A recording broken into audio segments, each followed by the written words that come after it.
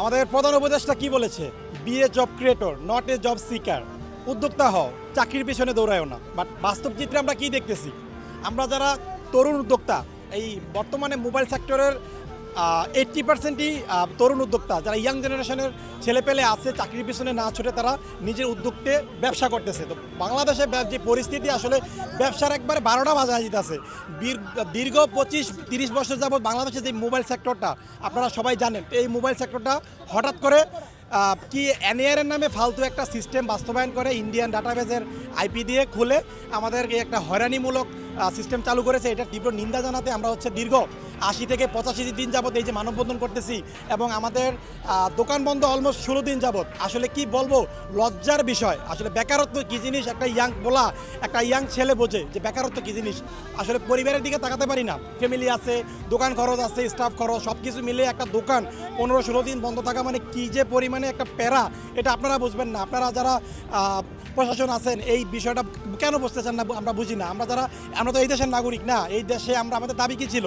আমরা এই দেশে ব্যবসা করি, মোবাইল ব্যবসা করি, আমরা ব্যাড ট্যাক্স দিয়ে বৈধভাবে ব্যবসা করতে চাই। আপনারা কী করলেন? 57% ব্যাড অ্যাড করে দিলেন। কেন 57% অ্যাড করা কি অনেক জরুরি? মোবাইলটা নিত্য প্রয়োজনীয় একটা পণ্য না? তো এটাতে কী করলেন? রিসেন্টলি আমাদের আন্দোলনের উপর ভিত্তি করে আপনারা 43% নিয়ে আসেন। 43% কেন করবেন? মোবাইল ফোনের ব্যাড 5 থেকে 10% হওয়া উচিত, যেটা আমার ভাষ্যমতে। আর এনএআর নামে যে সিস্টেম বাস্তবায়ন করছে, এটা টোটালি একটা ভিত্তিহীন। মোবাইল হারিয়ে গেলে নাকি খুব সহজে তুলে ফেলবে। আরে ভাই, আপনার ফোনটা হারায় গেছে, আপনার ফোনে যদি সিমই না ঢুকাইতে পারে তাহলে আপনার ফোন কীভাবে উদ্ধার করবেন?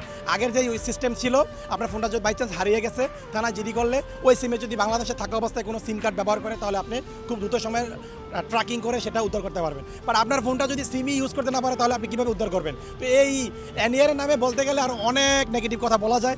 বাতিল করা উচিত এই এনএআর নামে যে সিস্টেমটা, এটা টোটালি বাতিল করা উচিত। এবং আমরা যারা ব্যবসায়ী আছি, আমরা যারা দেশের নাগরিক, বৈধভাবে ব্যবসা করতে চাচ্ছি, আমাদেরকে সাপোর্ট দেওয়া উচিত জনগণ থেকে। ঠিক আছে, ব্যবসায়ীরা ভালো থাকলে দেশ ভালো থাকবে, দেশ ভালো থাকলে জনগণ ভালো থাকবে। তো এটা হচ্ছে বিষয়। আজকে আমরা কেন, যে ব্যবসায়ীরা কেন দিনের পর দিন রাস্তাতে পড়ে আছি, আন্দোলন করতেছি, দোকানপাট খুলতে পারতেছি না, কি একটা হ্যাসেলের মধ্যে যে আছি, আসলে এটা বলার মতো না।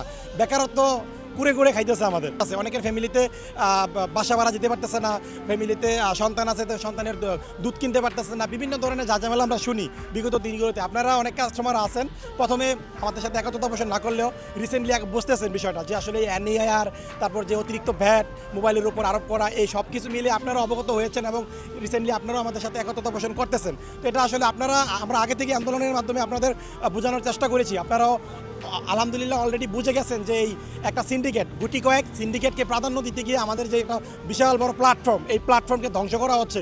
মোবাইল বিজনেসটাকে একবারে মাটিতে ফেলে দিচ্ছে, লাখ লাখ ব্যবসায়ীকে বেকারত্বের দিকে ফেলে দিচ্ছে। তো এটা আসলে কোনোভাবেই কাম্য নয়। স্বাধীন দেশ, আমার সোনার বাংলাদেশ, এই দেশে আমরা যারা নাগরিক স্বাধীনভাবে বৈধভাবে ব্যবসা করতে চাই, এই জন্য আমাদের সুযোগ দিতে হবে। ইনশাল্লাহ আমরা রাজপথে আছি, থাকবো, যতদিন না পর্যন্ত আমাদের আন্দোলন, আমাদের দাবিগুলো মেনে নেওয়া না হচ্ছে, আমরা এই রাজপথে থাকবোই।